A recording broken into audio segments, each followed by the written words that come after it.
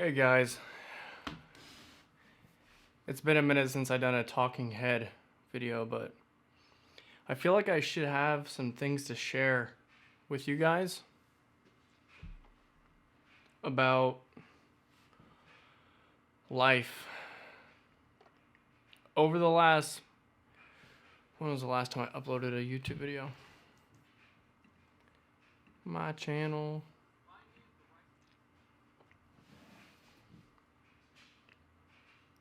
Month, 2 months. I uploaded 3 weeks ago. And I apologize for being away for so long, but it's for good reason. Mainly because I needed time to think about what I wanted to do with my channel. And I also just needed time to unwind and work. Driving for Uber, I mean.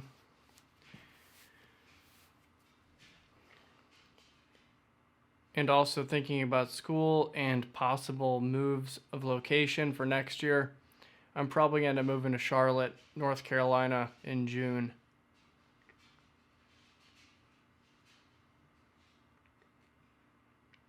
But over the last 2 months, my cleaning habits have not been very good. And I needed to change that somehow, one way or another. So today I cleaned my kitchen very thoroughly. Not Marine Corps style field day or anything like that. Does that look overexposed to you? I think it does. Hold on.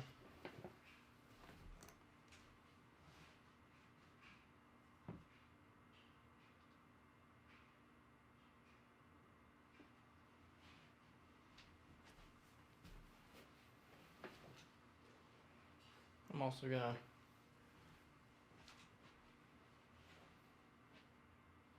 bring the camera back a little bit.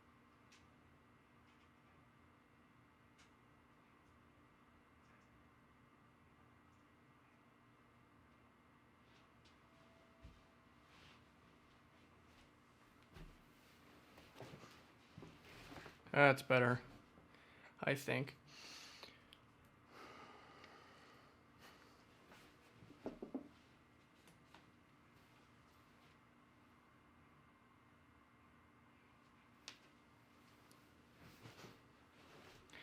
Now it looks a fair bit better.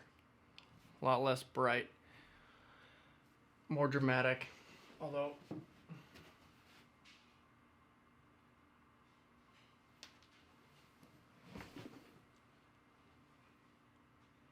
now that looks good. Okay, I'm gonna keep it there. I went through and cleaned very thoroughly my kitchen. But like I said before, not Marine Corps style kind of cleaning by any means. And I also cleaned up my office, and I brought my laptop back in here because over the last, see my mic? No, okay. Over the last few weeks, I've gotten really stagnant about what I'm doing.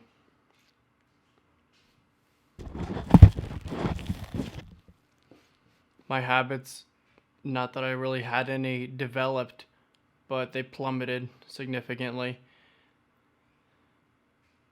And I needed to change that. I was watching Netflix in bed, binging entire series in a matter of 3 or 4 days, mainly during the weekdays.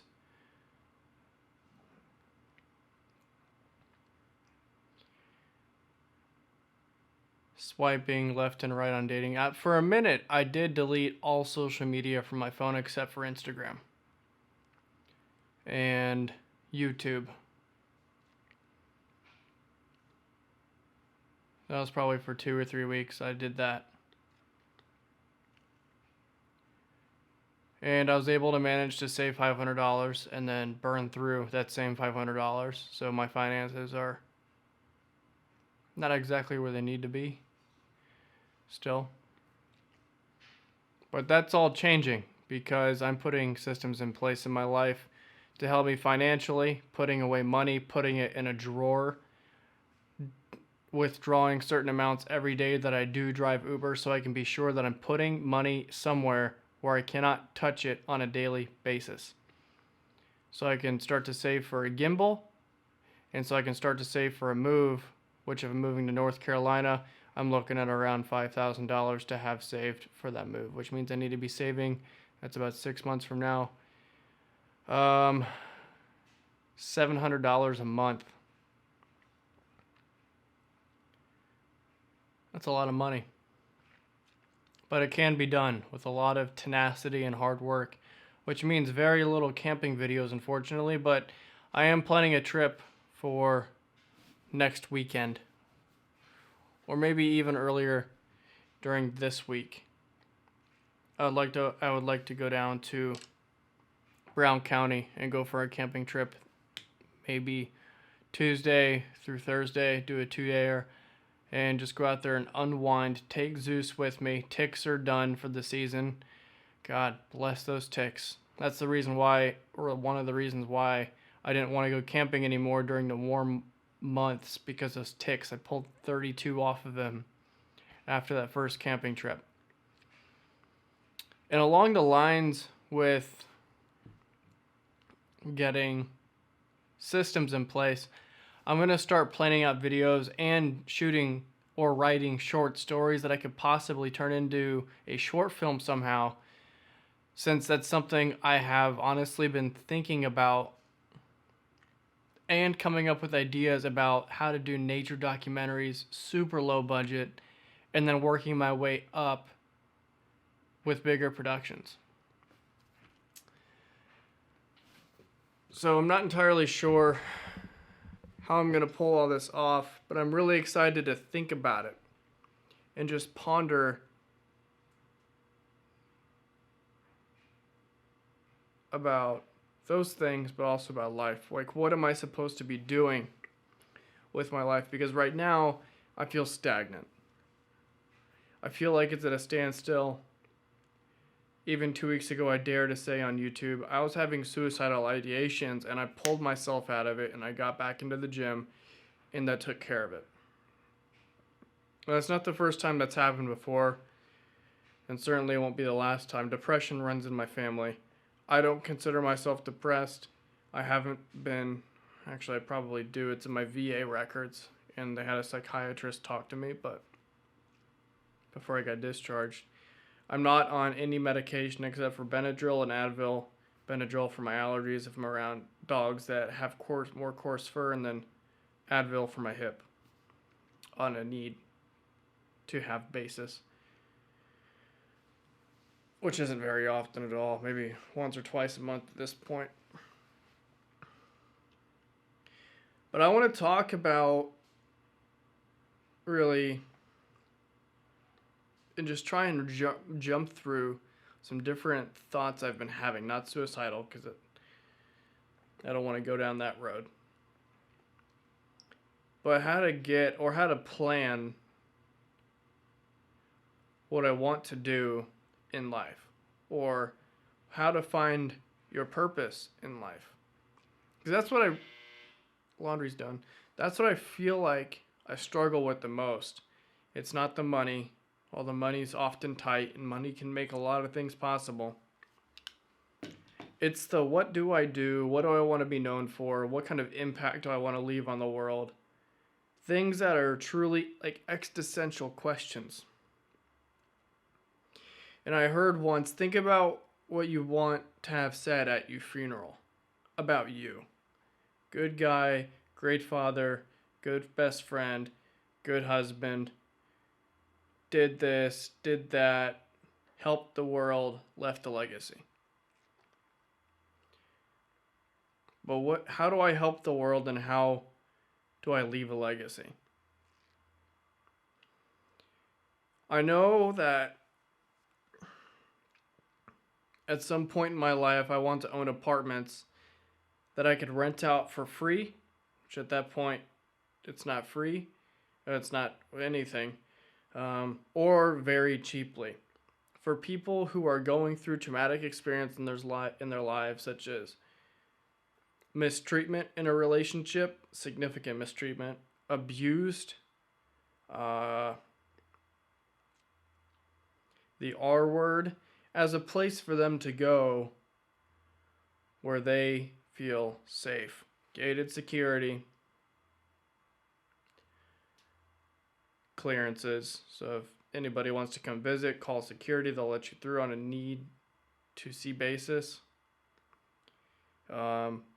Assistance with counseling, assistance with many of things, really. And it also gives you the ability to gather yourself emotionally, seek the help that you absolutely 100% need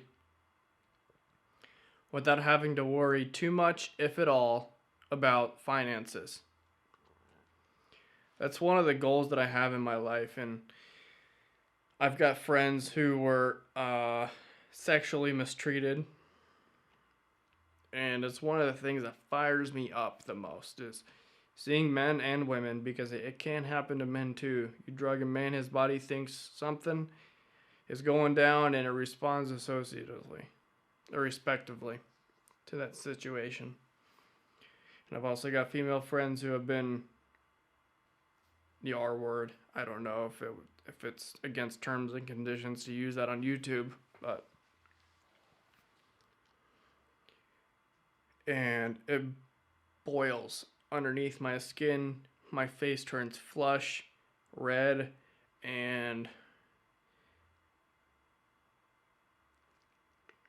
makes me want to go on a rampage to deal with people, especially if it's a kid. I've heard horror stories about kids being mistreated when they were young by family members, people they trusted. Sometimes they were so young and naive to think that it was actually a game. And it drives me up a wall. And it makes me want to do something about it. Giving them a play. I can't do anything about that specific thing happening to them at that period of life in their time. But to help the recovery process and to help them, give them a sense of closure that they're actually safe, that don't have anything to worry about in the community that they live in. They can take the time that they need to address their feelings and seek counsel to where their emotions need it and to recover. Other things I've thought about is wildlife conservation, because we all know that this world is in trouble. That's partially why Elon Musk wants to get people off this planet as soon as possible, because if he doesn't, that looks overexposed. Oh, bless.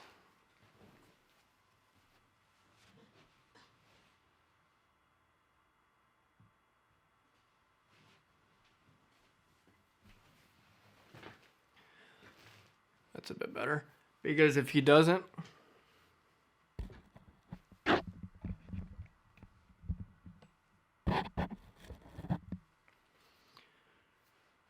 our species and every other species in the world is done for if nuclear war hits, if an asteroid smacks the crust of this planet, or even the upper atmosphere for that matter. Either way, an asteroid's an asteroid. It'll wipe us out. Plague hits. Anything cataclysmic or apocalyptic. But that doesn't mean that we can't help the world, for God's sakes.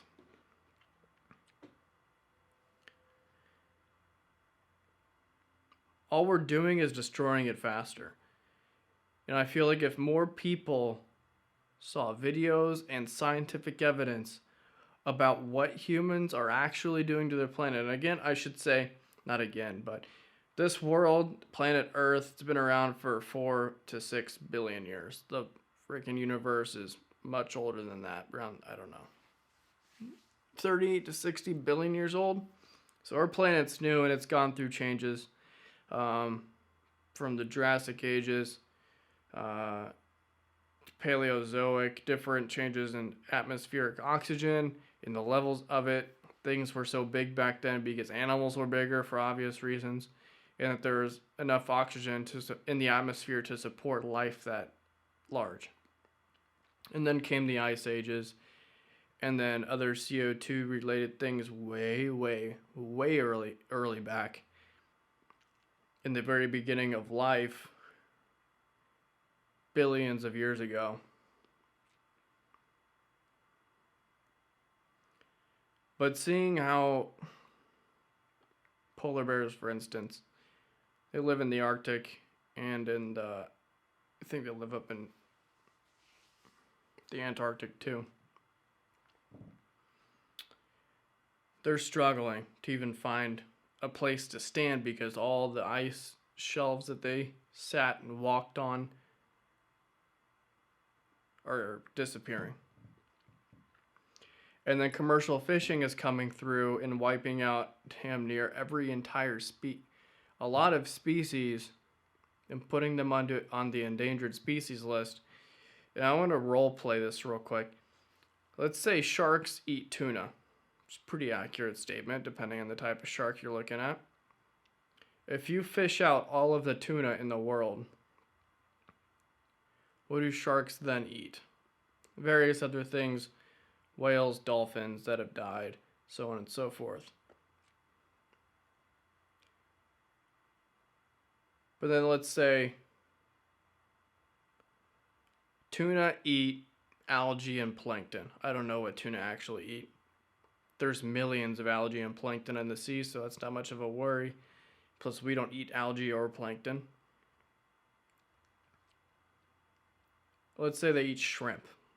We're already We're already fishing for shrimp a lot.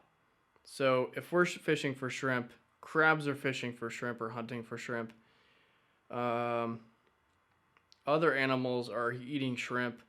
Shrimp's going to go extinct. And what happens to the animals that depend solely on that food source, which not many animals actually depend solely on that food source, but they run out of food. What happens when that species of fish or crustacean run out of food? They go extinct. And then what happens when the species or type of animal that depends on that other animal that went extinct disappears? Then that other animal higher up also goes extinct or ends up on the endangered species list to go extinct. It's a ladder. And to say that doesn't matter is if one animal, the smallest part of the food chain, dies, it just goes up and up and up and up and up. And with penguins getting wrapped up in soda can holders, those little figure eight things that hold 6 or 8 or 12 or whatever, and turtles ending up with straws up their nose, penguins eating trash, seagulls eating trash, fish eating trash, sharks eating license plates. I've seen that before in person, actually. I was in Florida. Saw that. It's detrimental to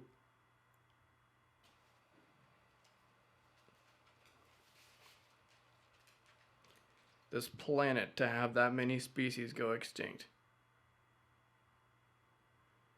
The ocean drives everything, right? A large percentage of our food comes from there.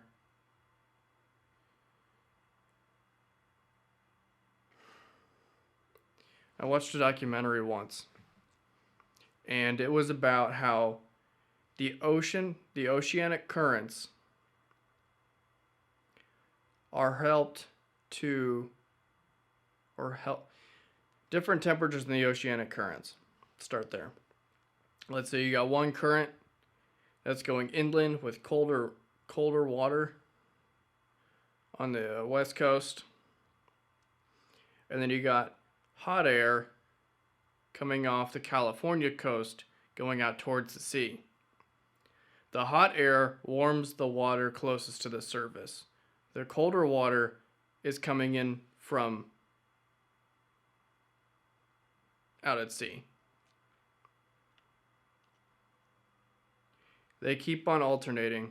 Well, they just keep on transferring hot and cold. Just keeps it moving. That's a current. And then in those currents are the little fish and the crustaceans and the sharks and the dolphins and the whales and the shrimp and everything else like that. The lobsters. What happens when all of those little creatures disappear? The current will still be there. However, it will not have the ability to diffuse and change temperatures because those animals, the sharks, the dolphins, the whales, the fish, the crustacean, everything that swims in that area and then dives down and comes back up, it's helping to mix those waters together. So it stays what seems to be a natural temperature, but it varies drastically by a few degrees to tens of degrees based on the level you're at, how far away the sun is, or how deep you go, because the sun's rays won't break so deep into the surf, or it won't reach that deep at depths. But when all of those fish and all those animals just disappear,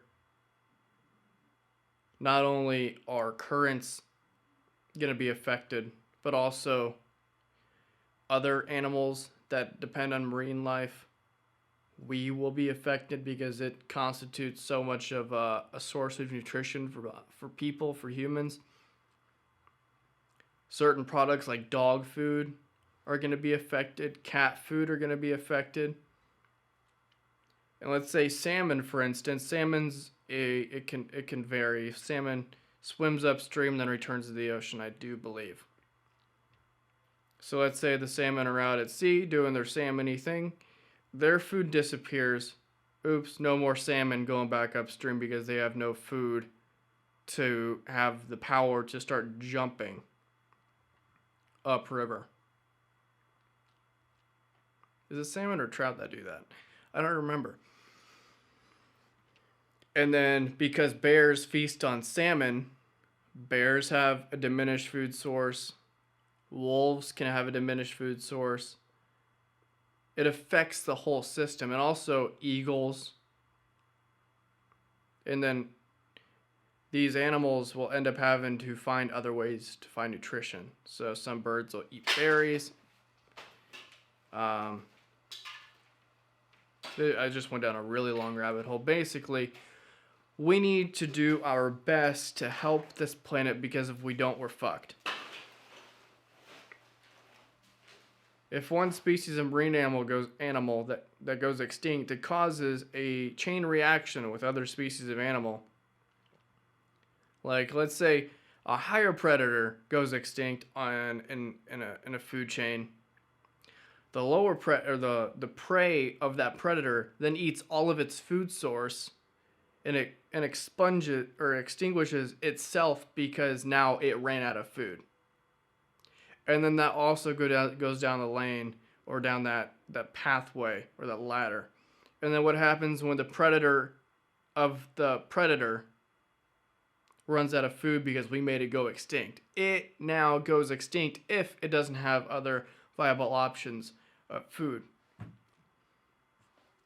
These are my 3 a.m. thoughts. It's 2:54 in the morning. I've been cleaning for the last 12 hours.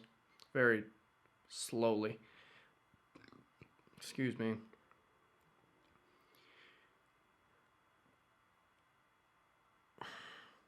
It's just depressing, guys. But it's also something that should give us hope and bring us together in unity to help us understand that the world is not ours. We share it with trillions of other species, probably trillions, billions of other species on this planet. And we're taking it for granted. And to think that we're not makes us the most narcissistic and selfish people or species. Undoubtedly we are anyway. We're the most intellectually, evolved species on this planet, besides maybe dolphins, because dolphins have larger frontal lobes than humans. It's actually about 1.5 times the size of normal humans. The only difference is dolphins don't have opposable thumbs, so they can't build cities underwater. Give it a couple million years, they might come up with something there. It would be pretty interesting to see what that'll look like if we don't destroy the world first. We're screwing with systems that we don't understand, or that many of us don't understand. I once watched a car in front of me, when I was driving for Uber, throw out of their window their KFC or Popeyes trash. Nothing had gotten me more angry in a long time than seeing that happen. I actually got out of the car, screamed at them, Marine Corps style. They sped off. I picked up their trash, put it in my trunk, worked for 6 or 7 hours with nasty Popeyes or KFC trash in my trunk, going to the airport, picking up people and being like some screw-offs just threw their food out the window. I apologize, it's in my trunk now, but it was on the street before. And I brought it back here, or I took it back to where I used to live, and I put it in the recycling bin. Like, how difficult is that? Hang on to your trash until you have a viable place to put it. It's not that difficult.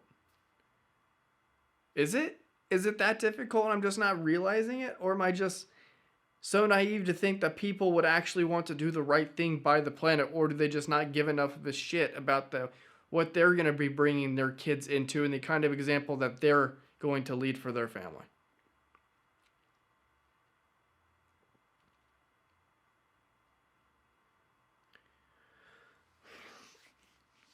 It drives me up a wall. Anyway, I mentioned systems. And I've heard people say that having goals is good. Have goals, but have systems to get you to those goals, meaning time block your day. I've gone in 5 different directions so far in this video, and I apologize greatly for it. And I'll do my best to kind of bring it back on track with one particular video that I'm interested in doing, instead of just jumbling all back together. But this is 2 months worth of stuff I'm pouring out right now. So I've got my goals actually for this YouTube channel up on a board. They're a little dated. This is back when I was doing specifically camping videos, which I still do, but I'm also going to start doing lifestyle videos and start scripting and planning out and writing blogs about the stuff I'm talking about too. Because I'm trying to make this whole YouTube thing a viable option for income. But for that to happen, I need some support. I need some subscribes. So if you guys like the content that I'm putting out and are into wildlife conservation and general wellness of this planet, if you like Steve Irwin or Bindi Irwin or Terry or any of those guys over at the Australia Zoo, good eye mate, drop a sub. I appreciate it. If you like photography, drop a sub. I do some photography too. If you like camping and backpacking, going along with wildlife and conservation stuff and nature, drop a sub. I would appreciate you guys. And just join me along for this one hell of a ride. I've been posting for the last 6 years. I've just recently reached 109 subscribers. And then I needed a break because I was going pretty hard for a bit. But I need to start posting some more and uploading and making good content for you guys. So this is what this is. Hopefully it's good. I doubt it's very good right now because it's 3 a.m. I'm tired and ranty. I'm very ranty.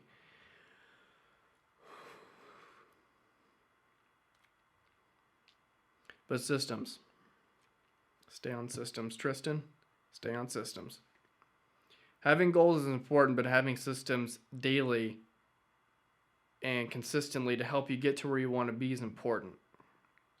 So systems around work, relaxation, cleaning, relationships, social media time, so on and so forth. And also hobbies to decompress and do things that you like. And to do things that you like. So tomorrow, I'm going to be starting to schedule my day in hour-long or 30-minute blocks of time.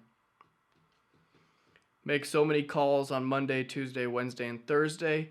Drive 3 to 4 hours those same days to make some extra cash. Pocket it. Put away some away for taxes because that's going to be important come next year. Ultimately, just plan ahead. And don't let distractions get the best of you. If you're going to text somebody, text them within a certain amount of time. Turn off all notifications on your phone. Facebook, Instagram, Snapchat, text messaging, YouTube updates, Netflix releases. If you're going to work, there's this new feature on an iPhone where you can hit Do Not Disturb and then select work or sleep or driving or what have you. You can even create some things using that little mode, which I thought was really interesting. Use that feature. It's helpful. Very, very helpful. I've already used it probably 10 or 20 times since it came out, especially if I'm reading. Read every day. I'm going to read for an hour a day, every day. And on the weekends, I'm not going to call anybody because everybody's off doing their own thing, but I'm going to drive heavy. I'll drive 8 to 10 hours Friday, Saturday, and Sunday. I didn't drive much this weekend, but I might drive tomorrow.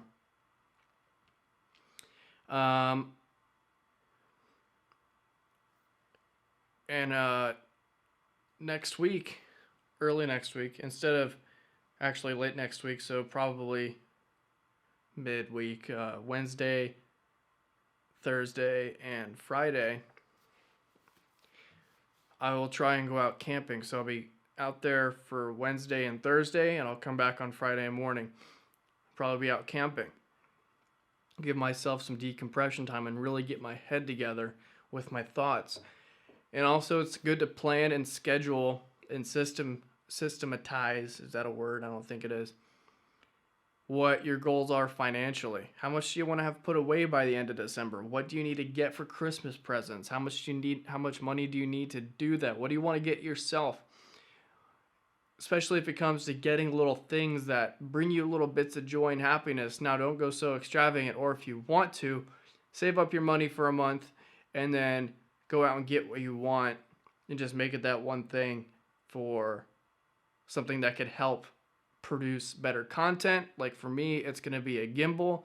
Right now it's on sale for $250. Right now I have negative $22 in my bank account, so I probably should go drive tomorrow. Is it actually negative 22? It might be more now.